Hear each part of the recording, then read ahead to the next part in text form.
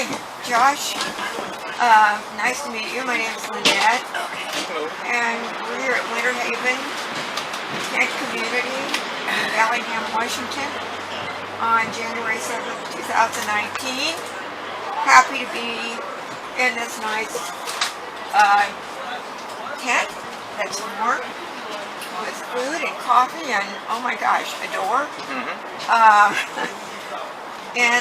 So I'm doing a beginning interview, and then we'll be doing ending interviews from 90 days from now.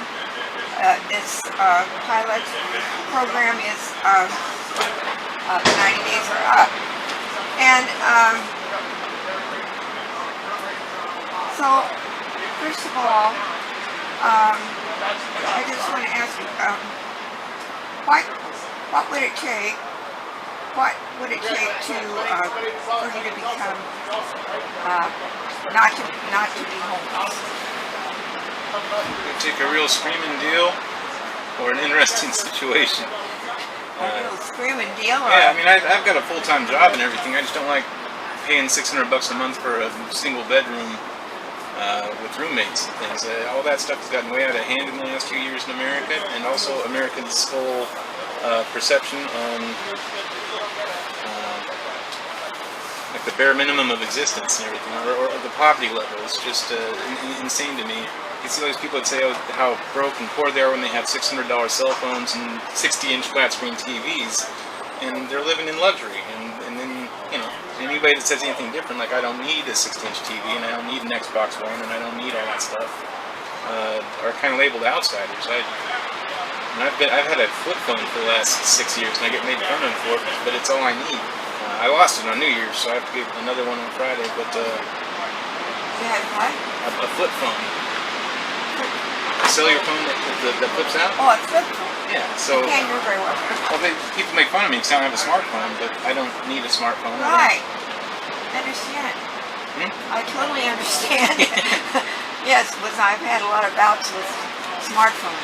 Yeah, they call me a dinosaur and a caveman and a lumberjack, and I say, yes, that's what I want to be. I don't need all this stuff.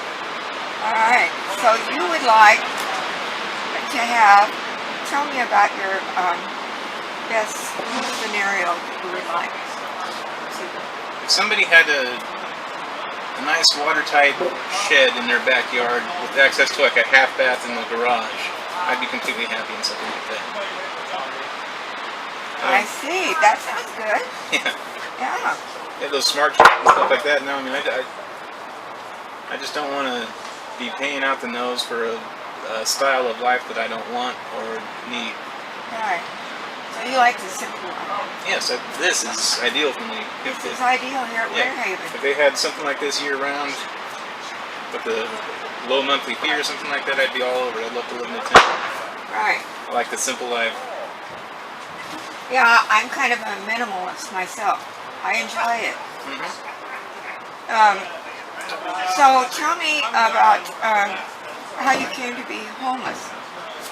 Well, I was living in Portland, kind of staying with my dad. I moved down from Alaska in 2017 in August, and there I'd been renting a room from a nice lady. It was a nice room. I had cable. I had all these things, but I don't know, I hadn't seen my family in a long time. I was kind of happy up there, but I'd get depressed because I hadn't seen my family in a long time. So I came down to see my family. Dad's wife had an RV in the back, and I stayed in the RV rent-free. And I started really liking the rent-free lifestyle, and also it was an RV, so I couldn't accumulate a lot of stuff. And so I liked just not having a lot of stuff around. And I kept trying to simplify more and more and more. And I decided I wanted to hike either the Pacific Crest Trail or the Appalachian Trail. They're building a platform out there. It sounds like they're doing something major. I hope they do that. So I was getting ready to go hiking, and I have a cousin that lives here in Bellingham that's really experienced in that stuff. So I had some gear, and I wanted to go take it for a test drive, so to speak. And so me and 3 of my cousins went on like this week-long backpacking trip. It was a blast. It was the most fun I've had in a long time. I've slept better than I have in a long time, and I just loved it. But I got back and half my gear was kind of broken because I bought like the cheap stuff, from Big 5 or something like that. So I decided to get a job and kind of spend my summer here and get some gear. And then my backpack got stolen, and then some other stuff happened. So I just decided to spend the winter here. And then I was staying in my cousin's fly bridge on his boat for a while, but it was a small boat, and he got a girlfriend, and so it was getting a little crowded. And so I was staying in my other cousin's van for a while down by the harbor, but then he had to take the van on a river rafting trip to the Grand Canyon. And I was like, fine. And I got the mission, and I had a little tent, and I was like, great. So I was using my little tent. I didn't like sleeping in the mission too much because there's all these people crowded in together, and they're all coughing, and a lot of them have substance abuse problems and stuff like that. But it was warm, and with the weather we were having over the last few weeks, I mean, I didn't want to go pitch a tent because I get off at midnight normally, so I didn't want to go looking for a place to pitch a tent in the middle of the night in the driving rain and a windstorm. So I was at the library one day, and I was approached by somebody who works for this company. And Homes Now? A volunteer for Homes Now? Yeah, volunteer for Homes Now. Because nobody works here, we just volunteer. So I had, so she gave me a pamphlet and a page on what you guys do, and so I filled out the application and I got interviewed. So you have to be at the library. Yeah, I was approached by a nice lady and it just said a place I could put my stuff and then a place to cook food and maybe a fridge. I thought that'd be great, and then I got here. It's so much better than I imagined. It's fantastic. There's 3 refrigerators, there's Wi-Fi, there's all kinds of good stuff. Oh yeah, it's been a great 24 hours, I can tell you. So you went to the library and stumbled onto exactly what you were looking for. Absolutely, especially because this is a drug and alcohol-free place, and so it kind of, Jim was really picky about the applicants and everything, so it's the right kind of people that chip in, or people that are friendly, and people that aren't just looking for the next fix or something like that. I feel safe. People that can live in community, that like community, and like to pitch in. Absolutely. Well, he's an amazing model of that, and I think.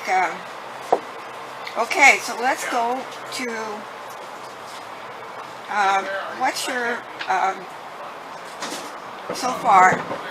Have you received help in any of the things that you're looking for in terms of getting a place of your own and getting a job? Well, I have a job. Oh, you told me you have a job. So that's fine. And like I said, I don't know about a place of my own. I mean, like I said, it'd have to be something interesting or a screaming deal. There's a couple places around town that are more like community living places. I might go, my cousins have connections with them, I might go ask around there after a while. But I don't know if I'm going to be staying in Bellingham. I might just be waiting for summer to go try hiking again. Just save up, get some better gear, and try again. So. You want to go back to Alaska? At some point, I've got a good friend up there. I've got a little goddaughter that's just gorgeous, and she's grown up so fast without me. And I miss parts of Alaska, but then I always like the winters and everything, but everybody else always complains about it. So it's hard to stay happy and positive about, hey, we just got a foot of snow. Everybody's just right. Plus, the winters weren't very cool. The last few years, it was just icy, so it wasn't fun. So, is there anything that you'd like to have more of here, or different, or that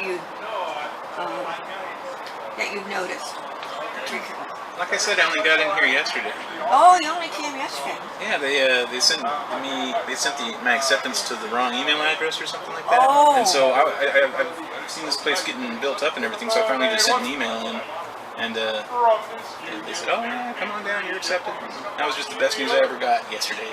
Wow. I woke up in the mission, went to the Black Drop to have some tea. I love tea in the morning. And I checked my email, I was like, all right. So, yeah.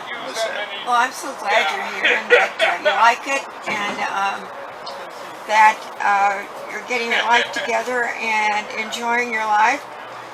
Are there any services that you've gotten here or that you want to get here? You just got here, so you probably are just getting used to it. Maybe don't know all of that yet. I'm just settling in, and we'll see where it goes. I like that the food's all delivered and everything. Like I usually go to the food bank, but I don't even have to do that now. Yeah. It's just, and plus, I won't have to take anything from somebody that might need it more at the food bank. This is just a fantastic place so far. Great first day, and they're already calling me to do some heavy lifting around here and help set up some tents and everything. And I'm more than happy to chip in. That's great. Great. So yeah, go get Josh. He's in the tent. You know, I'm just drinking my morning tea and waiting to go to work, and I'm happy as a clam so far. It's been a great first day. Sounds good, Josh. Sounds very good. Thank you so much for this interview. Well, Thank you you. know.